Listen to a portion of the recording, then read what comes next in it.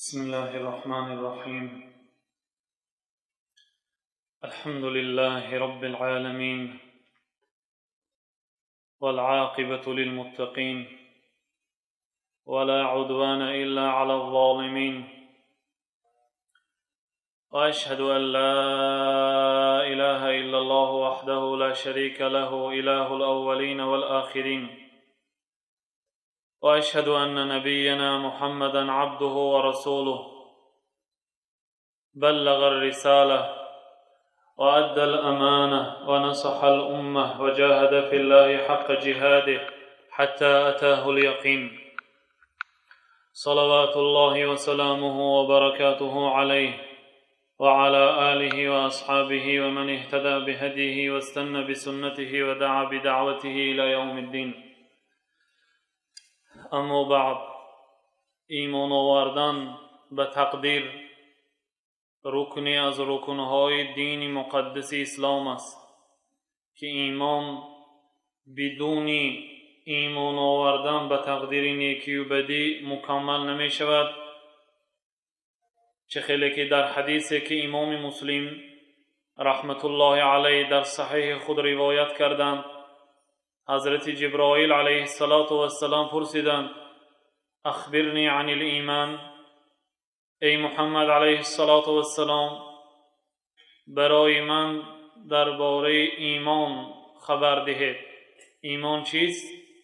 رسول اکرم صلی الله علیه وسلم در جواب گفتند که الایمان ان تؤمن بالله و ملائکته و کتبه و رسله و الیوم الاخر و تؤمن بالقدر خیره و شره.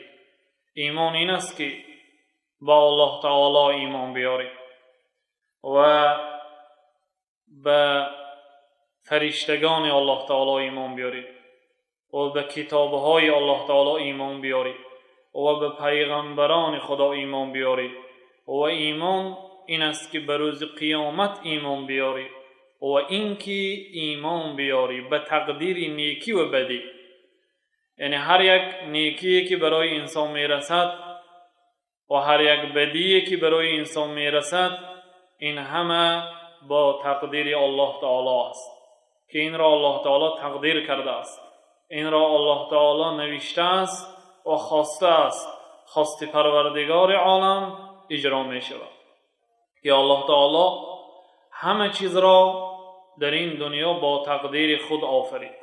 چه خیلی که در قرآن کریم خبر می دهد: ان کل شیء خلقناه بقدر، در سوره قمر خدا می گوید ما همه چیز را با تقدیر آفریدیم. یعنی پیش از آفریدن هر یک مخلوقات، آنها تقدیر آنها، اجل آنها، عمل آنها، رزق آنها در پیشگاه پروردگار معلوم بود و همه این را الله تعالی نوشته بود و در این عالم هر یک عملی که اجرا می شود وفق همان چیزی که در نزد پروردگار عالم نوشته شده است، از آن تقدیر پروردگار ذره بیرون نمی براید. الله تعالی می گوید: و کان امر الله قدرا مقدورا، و امر پروردگار این همه تقدیر گذاشته شده است. یعنی امر پروردگار امر بی تقدیر و بی اندازه نیست، همه این را الله تعالی اندازه و قدر کرده، معین قرار داده است که اصل کلمه تقدیر از کلمه قدر و انداز گرفته شده. حافظ ابن حجر رحمت الله علیه در فتح الباری میگویند که تقدیر لغتا اذا قدرت الشیء ای اذا احطه، وقتی که یک چیز اندازه کردی، تقدیر کردی و احاطه کردی، یعنی از همه کاری آن با خبر که شدی آن را گویا تقدیر کرده باشی. تقدیر لغتا این پیش از اجرای یک عمل آن را به نقشه گرفتن است و در اصطلاح شریعت، چه خیلی که در کتاب شرح صحیح مسلم آمده است، تقدیر در شریعت اسلام علم الله السابق و کتابته و مشیئته و خلقه، این چهار رکن ایمان است. تقدیر علم پروردگار و نوشتن پروردگار و خواستن پروردگار و پیدا کردن پروردگار عالم. یعنی الله تعالی از ازل میدانست که سال فلان، روز فلان، ساعت فلانی از دنیا وفات میکند. این را الله تعالی میدانست، سپس این را نوشت. سپس وقتی که ان همین وقت آمد این را الله تعالی خواست و سپس ان همین عمل را پیدا شدنش را اجرا کرد که همه ان همین تقدیر است. که در صحیح ها، یعنی کتاب های صحیح و مسند و مساند و سنن، در کتاب های علم حدیث از صحابه های پیغمبر نیز درباره این معلومات زیاده هست. پیغمبر خدا صلی الله علیه و سلم چخیلی که عبدالله ابن عمر روایت میکنند گفتند کل شیء بقدر حتی العجز والکیس. همه چیز با تقدیر است. هر چیزی که در این عالم اجرا می شود، همه این آن چیزی که در تقدیر نوشته شده است آن اجرا می شود. حتی العجز والکیس، حتی ناتوانی، تنبلی، عاجز شدن از یک اجرای یک کار، ناعهده برایی، والکیس زیرکی، چست و چالاکی، سعی و کوشش و غیرت، همه این هم در تقدیر است. یعنی هر یک عملی که شما میکنید، چه خیلی که عبدالله ابن عمر میگه حتی دست برداشته سری خود را میخارید، در تقدیر نوشته شده است. یعنی میده و کلام همش الله عزوجل در آن کتابی که در نزد خودش است که با نام لوح المحفوظ است. لوح یعنی اصلا در لغت عرب به معنای تخته، یک چیزی که نوشته می شود. در شریعت لوح المحفوظ آن یک کتابی هست که در آنجا الله تعالی تقدیری تمامی عالم را تا به جنت در آمدن و به دوزخ در آمدن انس و جن‌های و تا خاک شدنی باقی مانده مخلوقات، الله تعالی همه آن را در تقدیر در کتاب لوح المحفوظ همه آن را نوشته است. معنای محفوظ حفظ کرده شده، محافظت کرده شده.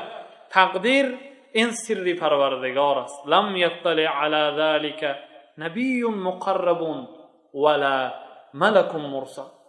ملک مقرب ولا نبی مرسل. تقدیر این سر پروردگار است.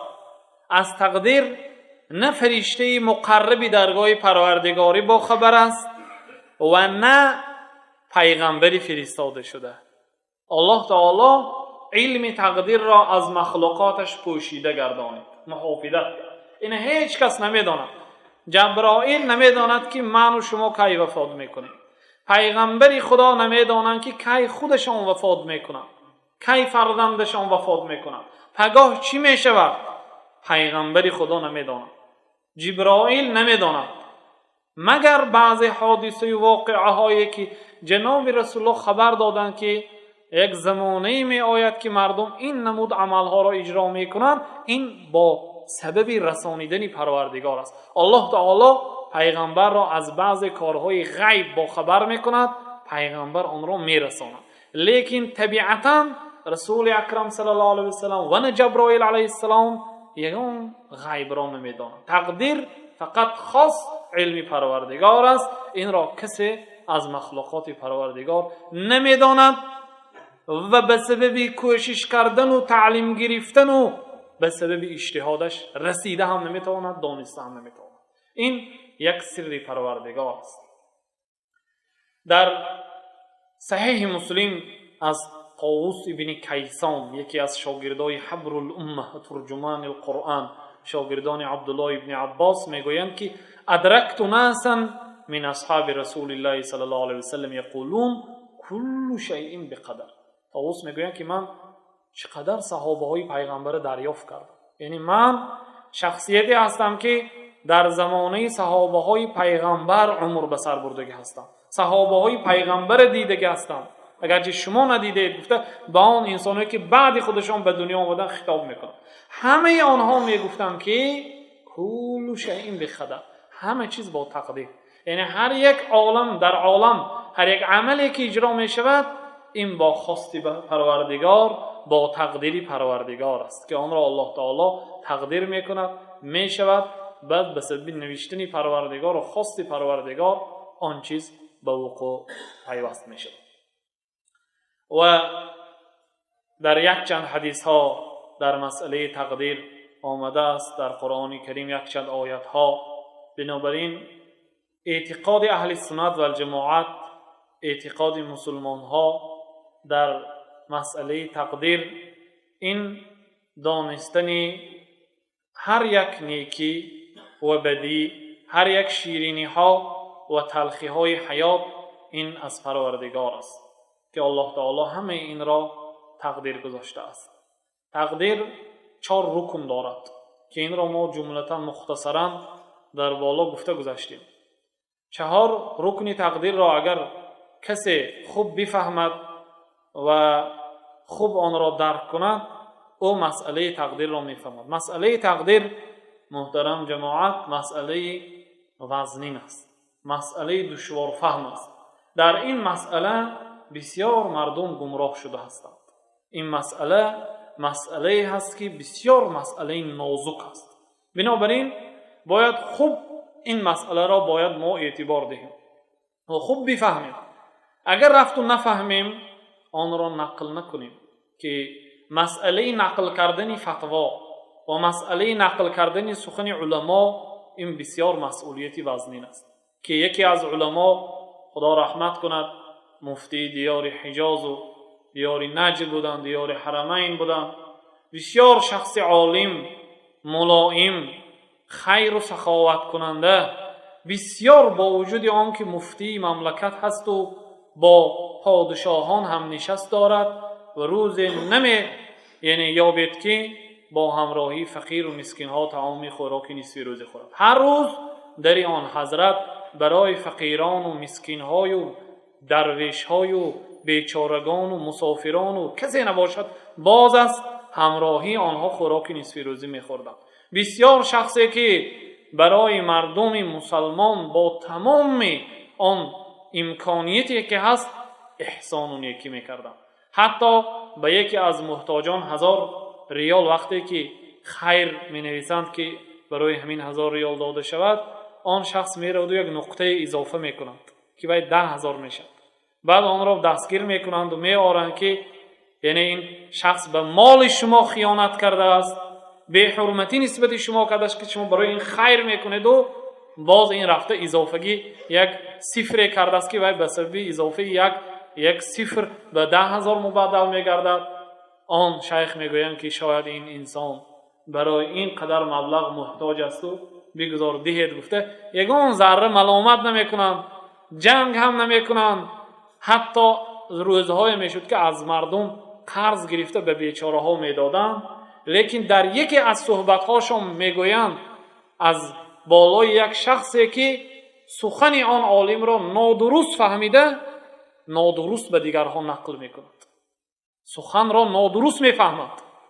در وقت صحبت همراهی هم نشستانش صحبت میکند، سخن را درست درک نمیکند یا فهمی کافی ندارد، میبرد سخن را نادرست نقل میکند.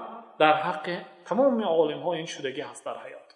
سپس در آن صحبتشان میگویند که آن انسانی که در آن زمان فتوای حضرت را نادرست نقل کرده بودند، کسی که انا همین فتوا را از زبان من نادرست نقل کرده است، لا اسامحه فی الدنیا والآخره، من این شخصیت نه در دنیا میبخشم نه در آخرت در پیشگاه پروردگار میبخشم. کسی که به مالشان خیانت کرد یگان ذره ملامت نکردند، کسی که اگر چی که خواست اجرا میکردن، لیکن در مسئله نقل فتوا، در مسئله نادرست نقل کردن سخن، این مسئله بخشیده نشونده است. بنابراین کسی اگر درست گوش میکند، درست میفهمد، مرحبا نقل کند. لیکن کسی که نمیفهمد یا اینکه نادرست میفهمد، سخن را نادرست نقل نکند که این مسئولیتی وزنین است. هم در دنیا یعنی از نام علما سخنی نادرست نقل کردن مسئولیتی وزنین دارد، هم در پیشگاه پروردگار که در مسجد ایستاده، در عبادت ایستاده، شاید گناه عظیم را میگیرد. بنابراین این مسئله های وزنین است، مسئله های دشوار فهم است که بسیار کبار علما در این مسئله گمراه شدند.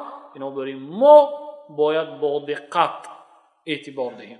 درس اگر مشکل بود تنبل را خواب آورد، نه فقط خواب بلکه فهمهای نادرست میفهمد آن انسانی که صحبت مشکل میفهمد. این مسئله تقدیر یکی از 6 رکن ایمان است.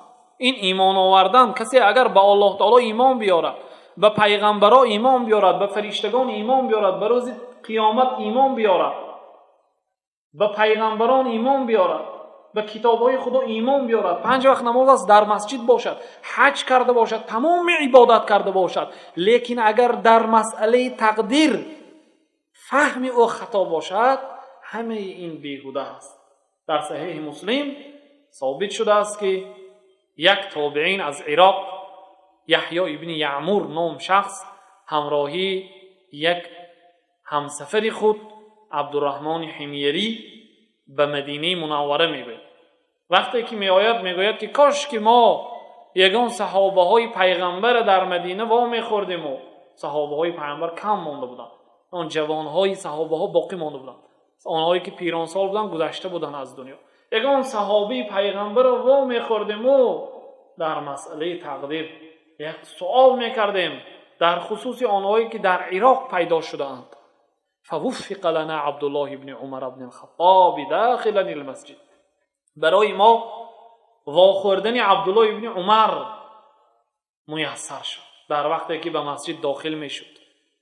پس من و دوستم از دو طرفی پهلوی او ایستادیم و گفتیم که یا ابا عبدالرحمن، دوستم دوگانه من، دو همسفری من، گفت که ابا عبدالرحمن انه ظهر قبلنا اناس یتقفرون العلم، در بعضی روایات یتقفزون العلم. ای ابو عبدالرحمن، در بین ما، در جامعه ما، یعنی در عراق، در بصره، یک شخصیت های یافت می شوند که علم دارند و یقولون ان الله قدر ان الامر انوف. آنها میگویند که تقدیر نیست، امر انوف است. انوف مقصد ناپیدا شده، یعنی امروز چی عملی که اجرا می شود و خدا نمیداند، میگوید تقدیر نیست. بعدی واقعیت شدن سپس خدا میداند. میگفته که شخصیت ها در عراق، یعنی در شهر بصره پیدا شدند که معبد جهنی اولین شخصیتی که درباره تقدیر سخنهای نادرست پهن کرده بود در بین مسلمان ها، که میگفت که ان الامر انوف، یعنی الله تعالی پیش از پیدا شدن یک عمل آن را نمیداند.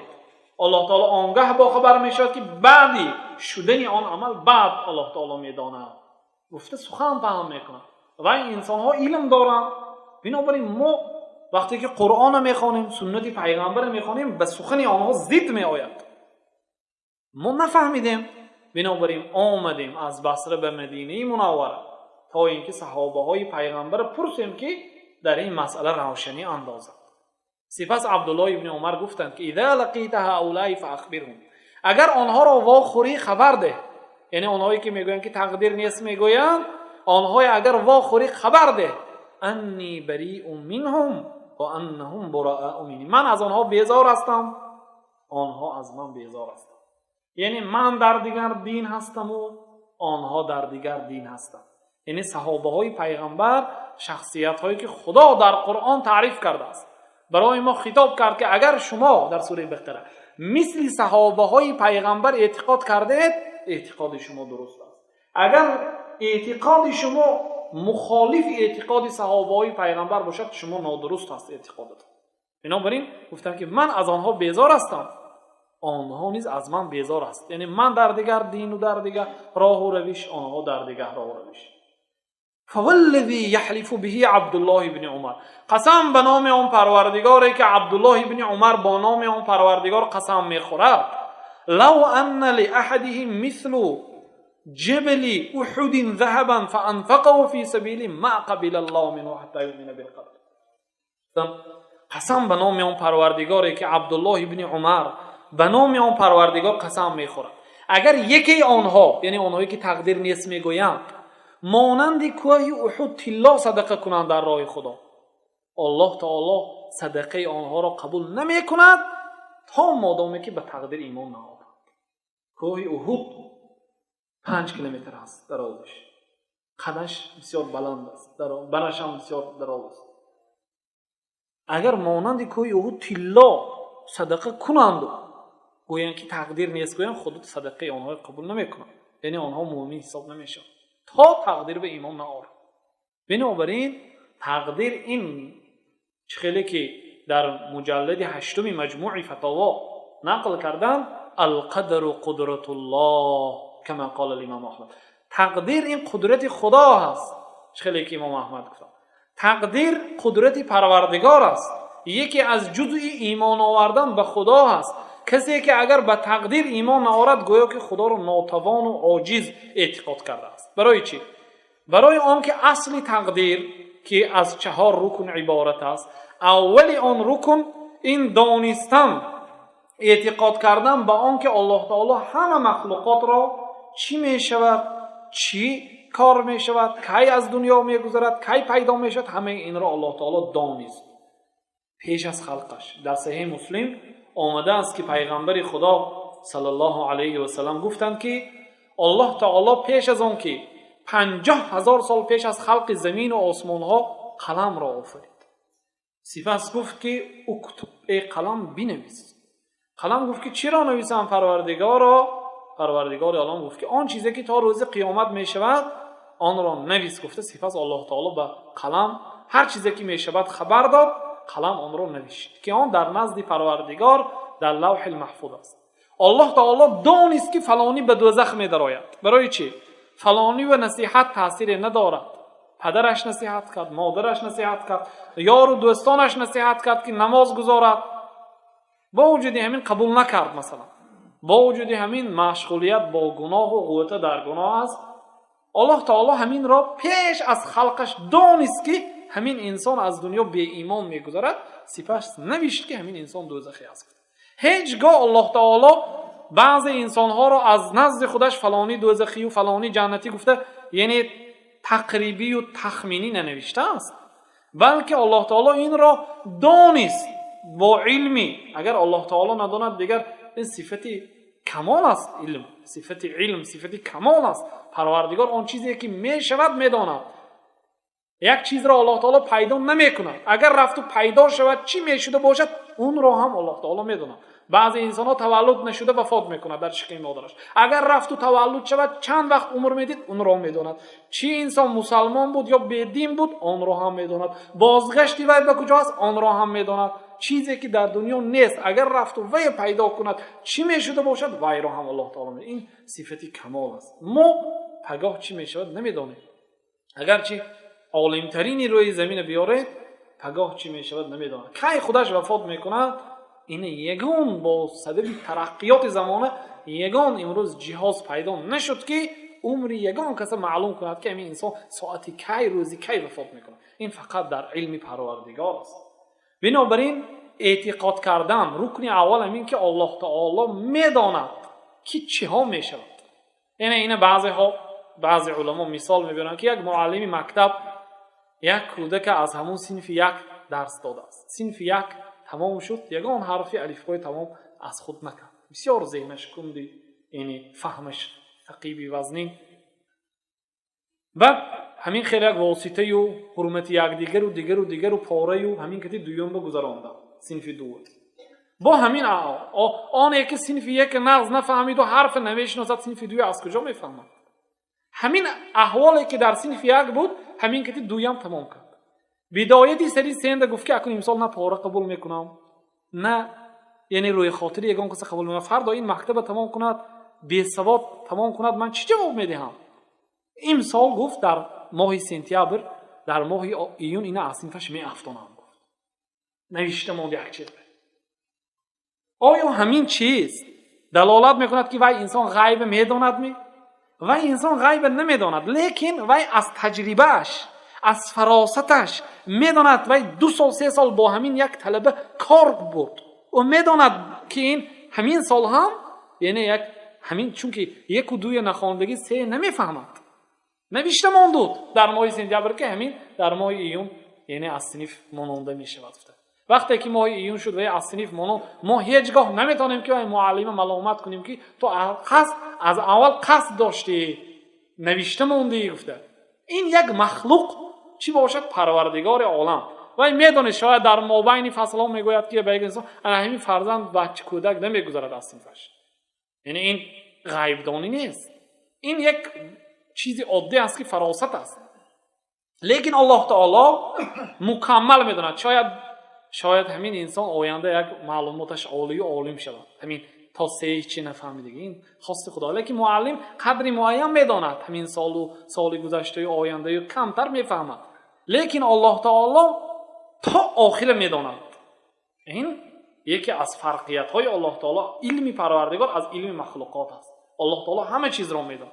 الله تعالی میداند که همین انسان دوزخی است، میداند که همین انسان جنتی است. سپس اول دانست، سپس آن را نوشت. 50,000 سال پیش از خلق زمین و آسمان ها الله تعالی نوشته بود که فلان روز فلانی تولد می شود، روزی فلان از دنیا به سبب صدمه از دنیا وفات می کند.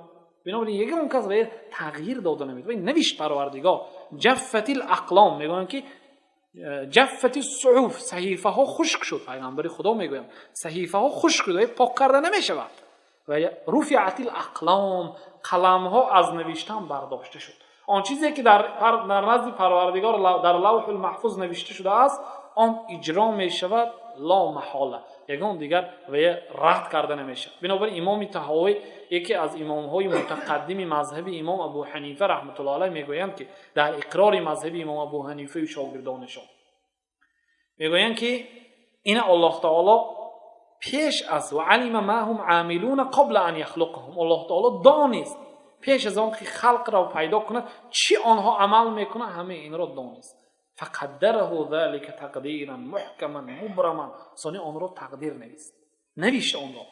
سانی گفتند که در دوامش اگر تمام خلق جمع شوند، تمام دنیا به یک جا جمع شوند، انسان ها و جن ها، یک امری که خدا وی نخواسته است همین برای پیدا کردن، همشان جمع شوند، یگان ذره عمل های آنها بیهوده حساب میشه، نمیتونن اجرا کنند. چیزی که خدا در تقدیر نوشت که همین چیز پیدا نمیشود، مثلا تقدیر کرد که همین کودک تولد نمیشود، در شکم مادرش وفات میکنه، تقدیر نویست. این تمام مخلوقات جمع شوند، اینا به دنیا آورده نمیتونه. و اگر یک چیز الله تعالی تقدیر کرده باشد، شدنش را، پیدا شدنش را، اگر تمام خلق برای ضد آن برایند، یعنی آن را دور کرده میشه. ببینید این مثلا طوفان و باران و سیل و زمین لرزه و هر یک آفتایی که میبیاد، دولت‌های ابر قدرت اینا نمیتونن برداشت، چون که این خواست پروردگار است. اگر همه یک جای شود، یک بلای که خدا و تقدیر کرده است و خدا و خواسته است و دفع کرده نمیتونه. بنابراین یکمین رکن تقدیر این ایمان آوردن به علم پروردگار که الله تعالی پیش از خلق آسمان ها میدانست که همین انسان چه خیل انسان است، چه خیل میشود. سپس همین را نوشت، سپس همین را در وقتی که همون حادثه اجرا می شود خواست. خواهش پروردگار خواهش تمام دنیا را غلبه می کند. هر چیزی که ما می خواهیم اینم اگر به خواست خدا موافق آید سپس اجرا می شود. سپس چهارمین رکن تقدیر انا همون چیزی خواسته اش را الله تعالی پیدا می کند، بعد اون اجرا می شود. بنابراین ما و شما باید هر یک نعمتی که برای ما رسید ما این را از خواست پروردگار دانیم. هر یک مشکلی، مصیبت، ناآمدی که به سر ما آمد اینم از تقدیر پروردگار بدانیم. پیغمبر خدا گفتند که لا تعجزن، شما عاجز تنبلی نکنید، اعملوا، عمل کنید، و حرص علی ما ینفعک، هر کاری که به فایده شماست حریص باشید، آن را اجرا کنید. لیکن رفت و اگر ناآمدی آید و به سر شما یگان مصیبت آید، لا تقل لو انی فعلت کذا کان کذا و کذا، نگوید که اگر من این خیل میکردم این خیل میشد. یا میگوید که اگر فرزند من به صدمه جدا دچار نمیشد شاید عمر زیادتر میدید. نگوید، برای اون که گوید، بلکه گوید که ولکن قل قدر الله و ما شاء فعل، لیکن بگو که تقدیر خدا هست، آن چیزی که خدا خواست بگو شد. فإن لو تفتح عمل الشیطان، زیرا اون که کلمه لو یعنی اگر عمل شیطان میکشاید، یعنی اگر این خیل نمیشد آن خیل میشد، این شد، این یگان گردانده نمیشود. بنابراین ما بگوییم که این تقدیر پروردگار است، خواست پروردگار است، به آن یعنی تکیه کنیم. لیکن ایمان آوردن به تقدیر ما و شما را برده نرساند که ما بی‌پروا شویم. آن چیزی که در تقدیر هست آن اجرا می شود. اگر خدا مرا در تقدیر جنتی نوشته باشد من جنتی، اگر دوزخی نوشته باشد من دوزخی. چی در کار؟ عمل نمیکنم. هر چیزی که در پیشانیم هست آن می شود. گفته ننشینم که این سوال به جناب رسول الله شده بود. پیغمبر خدا گفتند که الله تعالی عددی جنتی ها را میداند و عددی دوزخی ها را میداند. عددی که خدا جنت به نسبت داد هم عدد زیاد نمیشد، یک تا هم زیاد نمیشد. عددی که به دوزخ ها نمیشه و هم زیاد نمیشود. صحابه های پیغمبر پرسیدند یا رسول الله ففیما العمل، این طور باشد عمل کردن چی فایده دارد؟ یعنی من انیق یا جنتی یا دوزخی در نزد پروردگار خدا میداند. اگر رفت و من جنتی گفته باشد من گناه ها را هم کردن گیرم، چی فایده؟ من جنتی هستم کو. پیغمبر گفتند که لا، نه، این اعتقاد نادرست است. اعملوا، شما وظیفتون عمل کردن. خداوند اگر چی تقدیر برای ما اعتقاد کردنش فرض کرد، با ما امر کرد که نماز گذاریم، زکات دهیم، روزه داریم، حج کنیم، راست گوییم، با آدم باشیم، احترام پدر و مادر کنیم، احترام همسایگان کنیم، گناه نکنیم، حقارت و دشنام ندیم، نه خدا را نه مخلوقاتش را. اعملوا، پیامبر گفت که عمل کنید. فکل میسر لما خلق له، هر یک انسان خدا آسان میکند کجا و خلق شدگی باشد.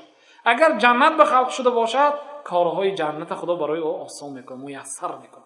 و اگر به دوزخ آفریده شده باشد خدا برای او کارهای دوزخ آسان میکند که اون اجرا میکنه. لیکن این هم ما و شما برده نرساند که یک کسی بینیم که در کارهای دوزخی است بگیم که این دوزخی. نه، شاید یک وجب میماند که وی ایمان آورده از دنیا مسلمان میگذرد و به جنت میدره، یا اینکه یک انسانی که عمرش در عبادت گذشت شاید یک وجب مانده است به آخر حیاتش، شاید یک عملی کفر اجرا میگوید یا اجرا میکند و از دین خارج میشود. بنابراین ایمان به تقدیر ما را یعنی تحذیر میکند، ما و شما را پند و نصیحت میکند که همیشه در خطر، همیشه یعنی در خوف باشیم که در این دنیا احتمال از ما یعنی عملی بد اجرا نشود. پیغمبر خدا گفتند که روز میشود که یصبح المرء مسلما و یمسی کافرا، یک زمانه میبود که سحری یک انسان مسلمان است، بگاهی بینید کافر است، بگاهی کافر است، بگاهی مسلمان است. بنابراین ایمان چیزیه که اگر انسان از این دنیا به ایمان گذرد دنیا آخرتش سوخته است. بنابراین این چیزهای مهم، مسئله های اعتقادی است که ما و شما اعتقاد کنیم که هر نیکی و بدی که هست از تقدیری پروردگار است، خواهشی پروردگار است. پروردگار عالم یگان کس را ظلم نمی‌کند. اگر یک کسی بینید که غرق شده به گناه، غوطه زده به معصیت باشد، نگوییم که خدا اینو ظلم کرده و اینو به این بلا گرفتار کرده است. نه، بلکه این عدلی پروردگار است. آن چیزی که همین انسان سزاوار است همین انسان به همون الله تعالی تقدیر کرده است. بنابراین در صحیح بخاری و مسلم یک حدیث بزرگ از حضرت عبدالله ابن عباس آمده است که در زمانه پادشاهی حضرت عمر ابن خطاب دویمین جانشین جناب رسول اکرم صلی الله علیه وسلم، اینها سفر به دیار شام کردند، به سوریه و فلسطین حاضره. وقتی که به سرغ گفتگی یک مکان رسیدند که در اطراف شهر تبوک بود، امرای اجناد واخوردند، یعنی امیرهایی که هر یک شهر به امیر گذاشته بودند که یکی از آنها ابو عبیده بن الجراح بود، آنها واخوردند که آنها خبر دادند حضرت عمر که ان الوباء قد وقع بارض شام، کسلی، بیماری، وبا، طاعون، کسلی سرایت کننده این بر زمین شام فرو آمده است. یعنی اهل شام، زمین شام به بیماری وبا، یعنی به بیماری طاعون که بیماری سرایت کننده است گذشته است. همین واقعه یعنی به همین شهر آمده است، همین بلا، بیماری. حضرت عمر مهاجرین اولین جمع کرده، آنهایی که از مکه به مدینه همراهی پیغمبر خدا هجرت کرده بودند، آنهای جمع کردند، مصلحت کردند که چه کنیم، آیا به شام رویم یا به قفا به مدینه منوره بازگردیم. بعضی صحابه ها مشورت دادند، مصلحت دادند که ما وقتی که به راه برآمدیم به قفا نمیگردیم، میرویم. گفتند. بعضی دیگرها گفتند که نه، این همراهی شما صحابه های پیغمبر است، اونایی که پیغمبر دیدگی انسان ها است، شخص های بزرگ هستند، کم ماندگی است عددی آنها. اگر همه اینها در یک وبا از دنیا گذرد، بسیار این یعنی ضرر است برای جمعیت که اینقدر شخصانی بزرگ در یک سال اگر از دنیا گذرند. بنابراین به قفا گردید گفتن، یعنی مصلحت یک مصلحتی مکمل نشد. گفتن شما خزید روید، گفتن انصاری های به نزد من فریاد کنید. انصاری ها آنهایی که در مدینه منوره زندگی میکردند و به مهاجران مکه جای دادند و پیغمبر خدای نصرت دادند و دین مقدس اسلام از شهر آنها به تمام گوشه دنیا پهن شد. من امروز 1431 سال شد به هجرت پیغمبر که دنیا همه همین سببی نشستیم و به سبب خدمت آن مدینگی ها از جای داده بود اسلام از آنجا پهن شده. آنها دعوت کنید به نزد من، آنها که دی مصلحت کردن. ببینید امر مسلمان ها با اون مصلحت میشه. حضرت عمر یک انسان پیغمبر خدا گفتن که هر امت یک انسان داشت که ملهم المحدث، دلش به خدا گپی حق و کاری راست الهام میکند. و پیغمبر نیست تو، لیکن خدا وای به کار حق دلش به الهام میکند که سخنش موافق سخن خدا میبراید. در امت من این شخص عمر است فتودن، با وجود همین مصلحت کرده ایستادیان. انصاری های مصلحت کردن که عیناً همون مصلحتی مهاجرین شد. دو خیل، بعضی گفتن که رویم، بعضی گفتن که برگردیم. سپس گفتن که برای من مهاجرای پیرکی های فتح را دعوت کنید، یعنی اونهایی که بعد فتح مکه سال 8 هجری از مکه به مدینه هجرت کردن. بعد فتح مکه به مدینه هجرت کردن معنا نداشت، برای آنکه آنهایی که پیش از فتح مکه به مدینه هجرت کردن از اذیت دشمنا هجرت کردن، با دین خود گریختن، جان خود دین خود گرفته از مکه به مدینه گریخته بودند. آنهایی که بعد فتح مکه بعد سال 8 هجری آنها سفر کردن، هجرت کردن، آنها برای تعلیم گرفتن علم سفر کردن، نه برای گریختن. آنها را دعوت کنید، پیران سالها را خواستند. وقتی که آنها آمدن مشورت کردند، یگان شخصی آنها خلاف نبرآمد، همه آنها یکدهانه گفتند که برمیگردیم، نمیریم. زمینی که وبا هست با آنجا نمیریم، بلکه به مدینه باز میگردیم، برای اینکه همراه شما صحابه های پیغمبر است. یعنی اینها باید ما با دست خود به هلاکت نرسانیم. خدای هم میگه که ولا تلقوا بایدیکم الی التهلکه، شما نفساتون رو به هلاکت نرسانید، خودتون خودکشی نکنید. میدونید که همین زمین به وقتی که میرید وفات میکنید، نروید. همین خیلی اجتهاد کردن. حضرت عمر گفتن که پگاه، یعنی میگن که یعنی همین قرار با آمدن که پگاه برمیگردن. مردم به اعلام کردن که پگاه برمیگردن. حضرت ابو عبیده ابن جراح گفتن که افرارا من قدر الله یا امیر المؤمنین، ای امیر مومنان، آیا از تقدیر گریخته میرویم؟ یعنی این عمل شما، این فکر شما بازگشت به مدینه و روی گرداندن از شام به قفا گشتن، این از تقدیر گریختن است می امیر مومنان؟ خلاف برآمد. حضرت عمر گفتن که لو قالها غیرک یا ابا عبیده، کاش که این سخن غیری تو میگفت ای ابو عبیده، کاش که این سخن دیگر کس میگفت که من به آداب میدادم. این ابو عبیده ابن جراح یکی از 10 نفر صحابه های پیغمبر که پیغمبر خدا به جنت بشارت داده است. این شخص گفتن که هر یک امت امین دارد، امانت نگهدار دارد، امتی پیغمبر امانت نگهدارش ابو عبیده ابن جراح است. یک شخصیتی که در نزد پیغمبر آبرو داشت. لو قالها غیرک یا ابا عبیده، کاش که این سخن غیری تو میگفت ای ابو عبیده، سانی من وی عذاب میدادم یا آداب میدادم.